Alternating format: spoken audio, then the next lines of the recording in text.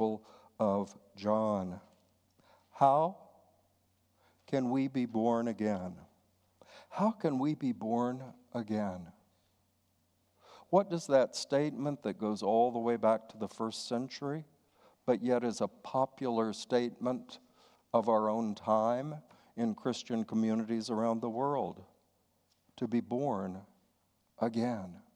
What does it mean? Well, it confuses some of us now, and it confused Nicodemus when Jesus brought that question forth. So let us begin. Like a moth to a flame, people are also drawn to the light.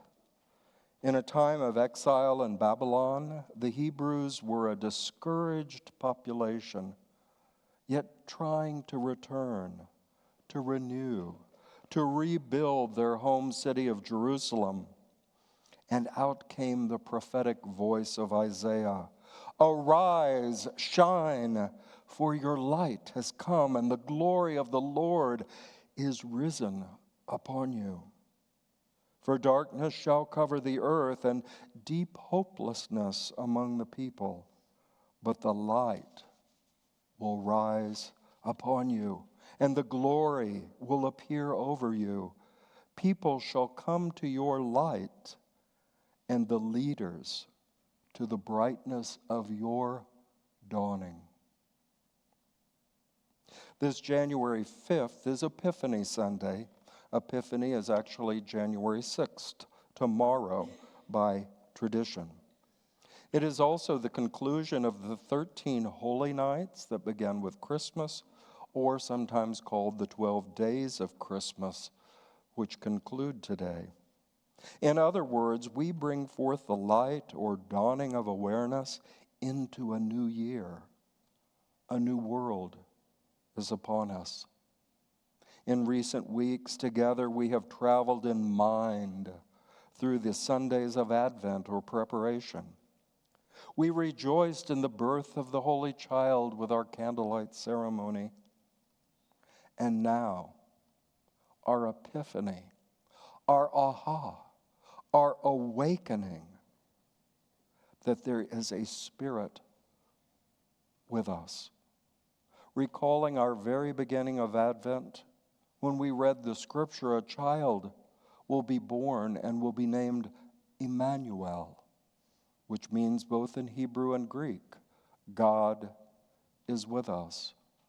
How close that is to our primary fundamental statement in unity, that there is but one presence and one power in our lives, in our church, our community, our world. And so as we begin a new chapter of our lives together as community, and is even part of the global human family, it is good and right that we acknowledge this truth, whether it is sweep over my soul, whether it is the countless names of the divine. There's an old unity affirmation or prayer statement that says, don't worry about the name you use for the divine. Instead, remember its quality, its presence, life. I heard a well-known author, Rabbi Rami Shapiro at Chautauqua, and lo and behold, he is now writing a regular column for Unity's new magazine, Spirit and Health. And we even have his phrase in calligraphy that our good friend Gary Borozek made for us that's in the library. And Rabbi Shapiro said, you know, Adonai, King, Lord, all these names don't quite do it for me, he said. My word for God is aliveness, a word of quality rather than a prestigious title. So today I will ask you in different ways to consider what is this protecting, all providing, empowering, loving, healing presence in your life and in your world. How do you name it? And that will lead us into our Whitestone ritual. Now first, epiphany, a word we may or may not be familiar with. It may be in our vocabulary or not. But let's review its meaning. It means manifestation. We all know the cartoons when the little light bulb appear over the head. I get it. I realize it. I know.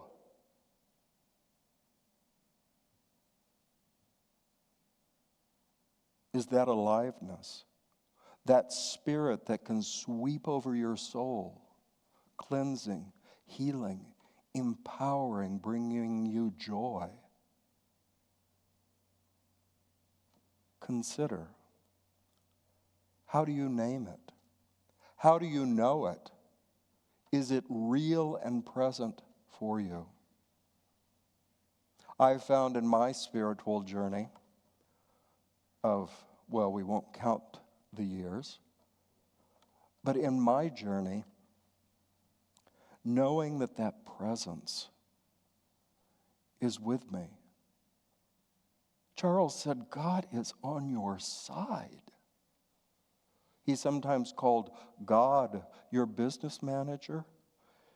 Even get ready, God is your banker. God is your support and your source of all good. And whenever I get lost or I stumble, remembering that truth gets me grounded, fills me with hope, opens my eyes and ears, and I can go forward. I can be, that term I borrow from Buddhism that I love, I can be a beneficial presence in my community, in my world. Even Unity's most mystical teaching, perhaps, Charles Fillmore's model of the 12 powers, I always feel so grateful because I haven't always had this privilege, not even in the Founders Church in Kansas City, with 38 magnificent stained glass windows in the sanctuary. There are abstractions, but they don't clearly enumerate the 12 powers as our beautiful sanctuary does, thanks to our former members who built these. But they speak a powerful lesson. A friend of mine called it in her Christmas lesson this year, you have a gift exchange with God. You have a gift exchange with God. God gives you, and then you have the opportunity to return to God or life what you've done with the gift. You know, in the old days, as a prosperity lesson, Unity congregations used to pass out. They started with a dime, they moved to $1, but they'd pass the bowl around and have everybody take a little something. And then the exercise was you had a week or 30 days, whatever it was, to take that $1, do something with it, and then come back to the church and share how you multiplied it, how you used it creative for some good. It was that same idea. God gives, and you do something with the gift. You make good of it.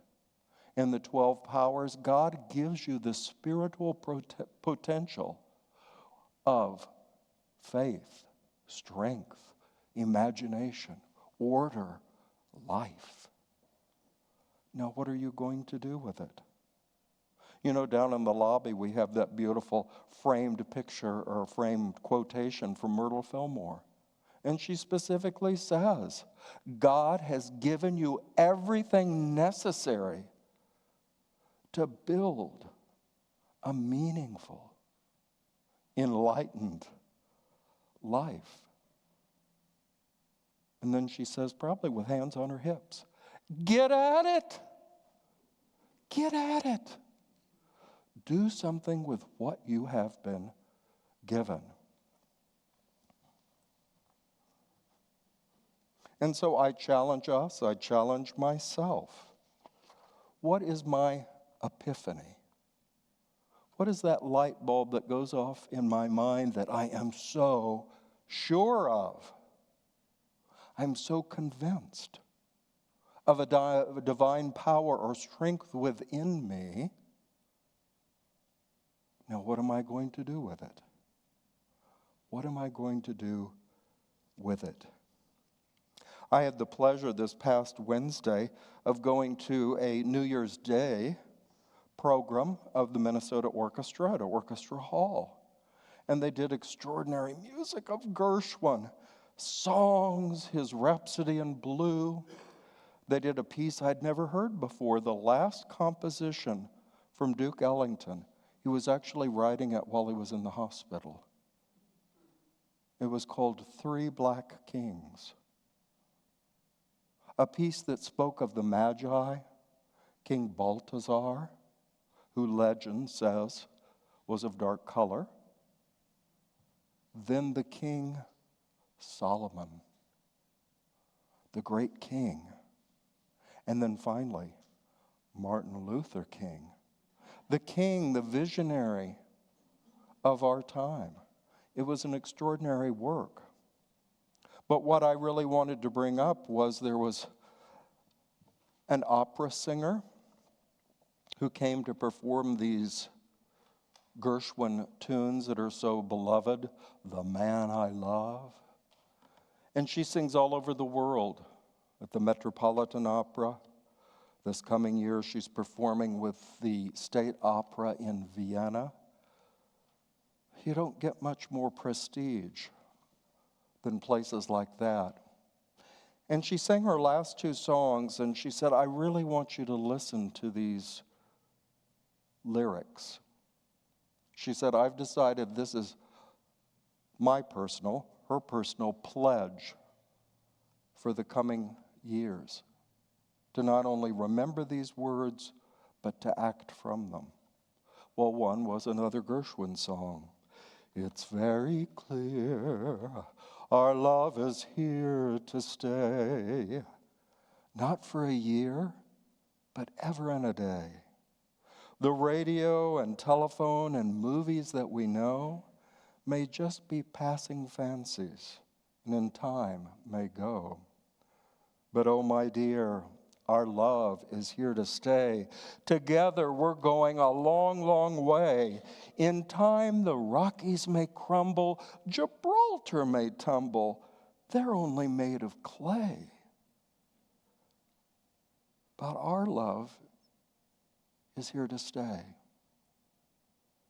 It immediately caught my mind because we've heard so much celebration, and it will continue in the next couple of weeks, celebrating our former president, Jimmy Carter, who passed this last week at 100 years old. And in his inaugural address, he quoted a high school teacher. You know, our teachers are blessed. They teach us or encourage us and support us in ways that I know personally I have carried through all my years.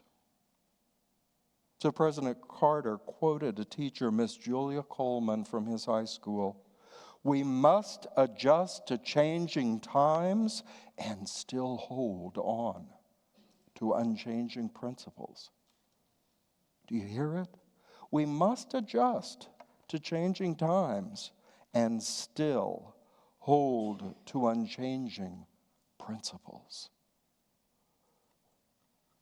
To me, that sounded so unity. And I don't mean in an arrogant sense of hearing others' wisdoms and going, oh, well, that's just unity. No, but it's the same essence of unity. We adjust to changing times. I ask you twice a year to fill those little coin banks and remember the affirmation you say every day as you put a coin in. I accept change. I adjust to change. I appreciate. That's the hard one. I appreciate change. Ask that to someone who's just made a move.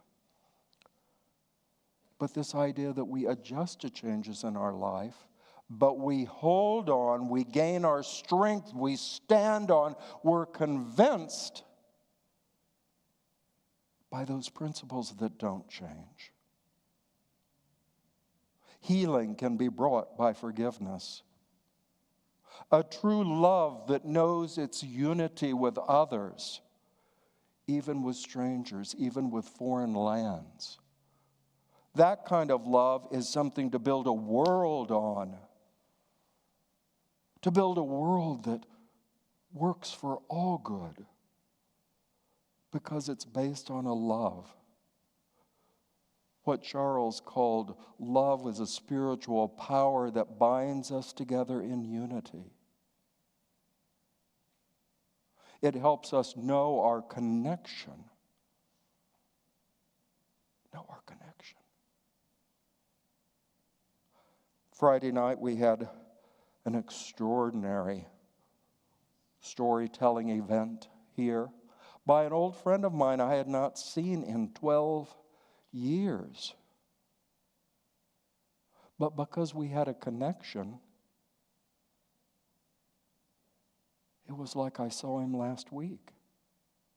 You have friends like that you haven't seen in a long time, but because you have a real connection, a love, you can see them after a long time and it's like, wow, I feel like I saw you last week.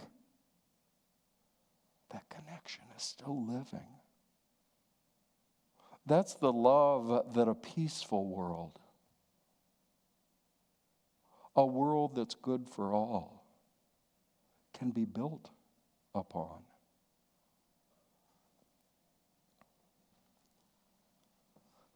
So remember those beautiful words, but oh my dear, our love is here to stay. This church, especially when I look out at your faces and know that you've invested yourself in this ministry for years and supported it in so many ways. And what is the result?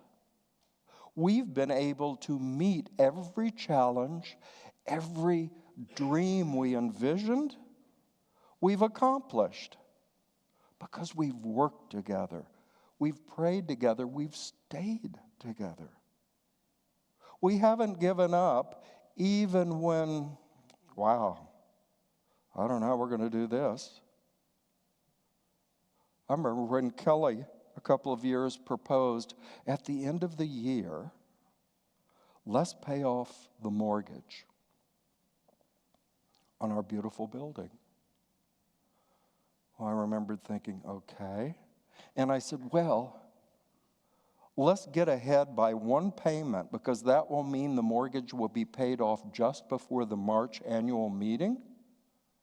And that'll be cool. We can stand up and say, let's burn the mortgage in March. No, Kelly said, let's try for December 31st to have the whole thing paid for, which was a fair amount of money. And that last Sunday of December, the final dollars came in. And I was able to announce at the first Sunday of the new year, folks, we're burning the mortgage. We set a goal, and like that song Judy wrote decades ago when this building was built, do you remember it? We did it. We did it. Not in an arrogant or boastful way, but we held to those principles that don't change. We thought them, we felt them, we spoke them, and, as Myrtle said, get at it. We did them. We acted on them. Let this be like Janae Bridges, who sang that song in Orchestra Hall, "Our love is here to stay." Let this be our commitment to this new year. In our own lives, in the lives of this church, in organizations that we're involved in this city. In what our country is facing, a new year of change. What our world is dealing with. You all play a part in that by holding to your faith and then acting from it, and however you are guided. So, let's turn now to the idea of the white stone ritual. What is this ritual all about? It comes in the context of Epiphany. Remember that. Oh, I see. I am. I do. That waking up of your mind, your heart, and your will. Jesus said, "You shall know the truth, and the truth you know, that is a truth you realize and act from, that will set you free." I love this translation by George Lamza because I've never seen it anywhere else. You shall know the truth, and the truth you know, that is your epiphany, that you really get down to your bones, that will free you. Not the truth that Reverend Stacey knows, not the truth that the Fillmores know, not the truth that our president knows, but the truth you know, the truth you're convinced of. That's what's going to set you free this year. And that is a God-given gift. You have it already. What do you choose to do with it in 2025? Well, the white stone ritual, which is celebrated by many of our churches the first Sunday of the year, was inspired by Revelations 2:17. You know, that very strange book that comes at the end of the Christian scriptures. There is a letter addressed by the eternal Christ to the angel or the spirit or the essence of 7 churches. The third church at Pergamum, the letter says, "Let anyone who has an ear listen to what the Spirit is saying to the churches. To everyone who overcomes, I will give some of the hidden manna, a spiritual food, and I will give a white stone. And on the white stone is written a new name that no one knows except the one who receives it." Wow.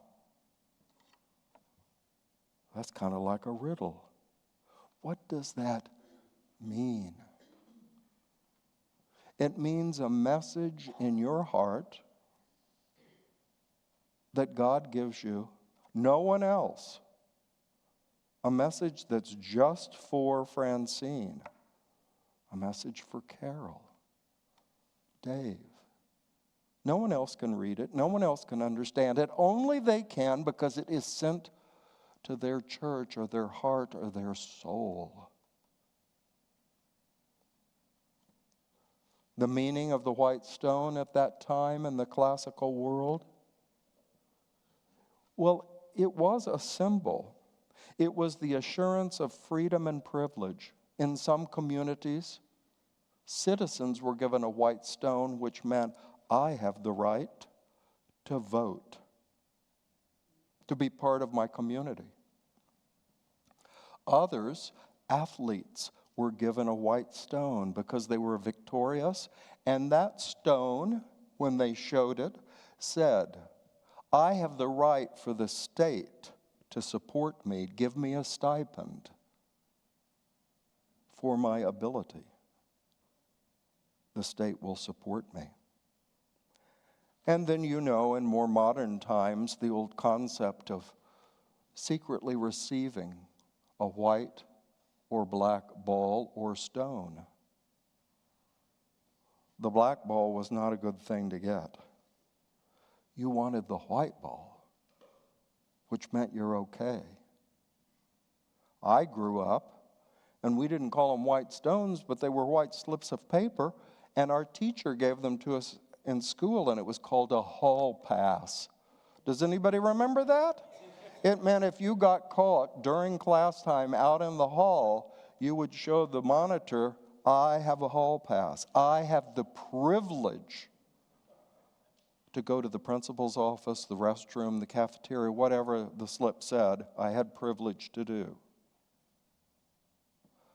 That's what this white stone is. Imagine it any way that you want. But we're going to begin now with the process. And I ask the ushers to begin by passing around a tray. You can choose a white stone and a pencil. Cherish this stone. Every year we get these. They're mined in the mines of Hebron in Israel. And now the supply has been interrupted, and this is the last year we will be able to have these. We'll do something new in the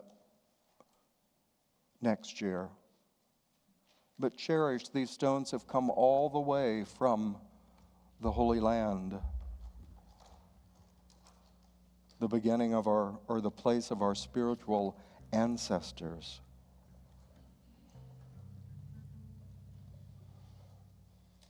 So hold that stone for a moment. Don't start writing or drawing little doodles on it yet. You want to get clear in mind what this stone is.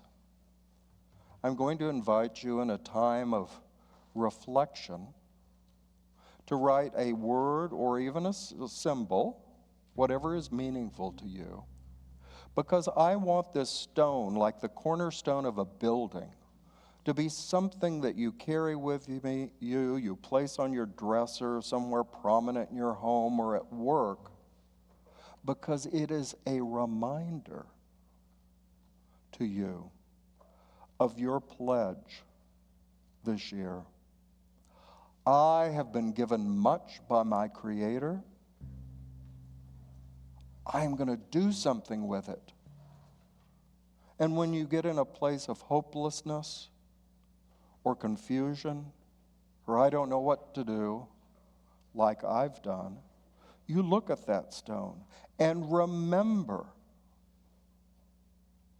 God involved itself in you. Now you are going to evolve that gift, that power, into good in your life and your world. So whatever word, as you spend some time contemplating during beautiful music, what is my pledge? What am I sure about in this life?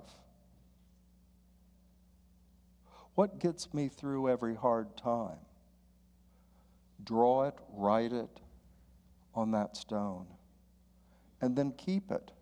And like Myrtle says, get at it, really look at it from time to time. What is this cornerstone of my new year? What's going to be the basis? How am I going to remember our love is here to stay? It lasts through any changes in the world. Take some time and contemplate that. And as you're ready, write up on your stone.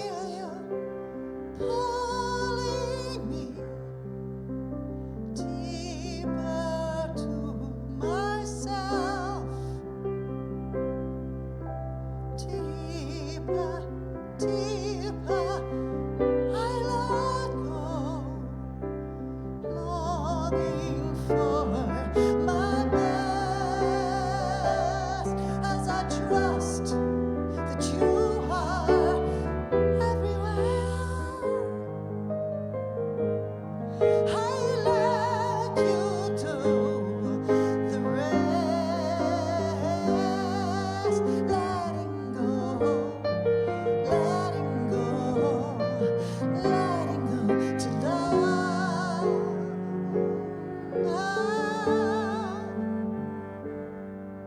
I am tumbling like a wave, deeper through the sea,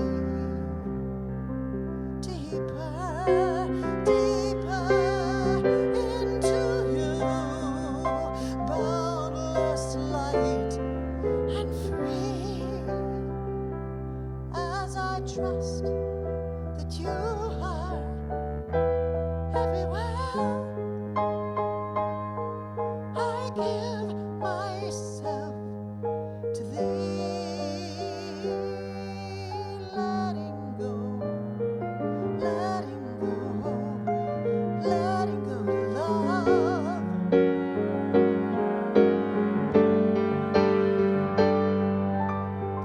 Flowing from the wordless mirth and waterfalls of light,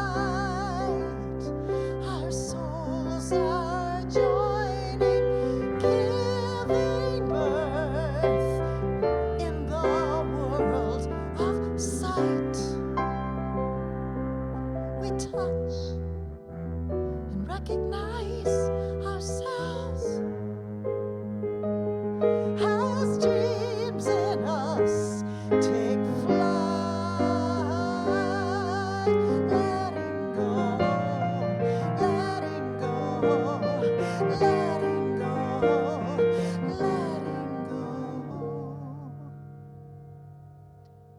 letting go to love.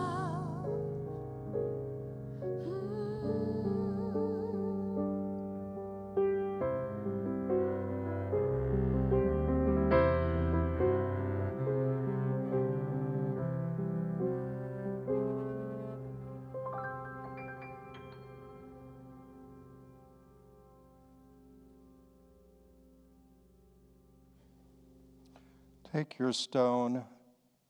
Do you remember? I do from my youth. Swack, sealed with a kiss. Seal that intention, that hope, your name, your idea of the quality of God with you. It's precious. It's uniquely yours. I don't know the name on your stone, Holly or Maria. Only do you do. It's God's unique gift. It is your power, your strength, your aliveness, your love, your guidance, your vision, your hope. Now let this stone live in a special place in your life and look at it throughout this year to remind you of the foundation, the strong, solid rock upon which your good life is built. Thanks be to God. At this time, I ask our ushers to come forward. And as they collect your gifts that you share to empower this church, this community, this city, and beyond, let us affirm our offertory statement. Together, God gives abundantly. I receive thankfully and give again generously.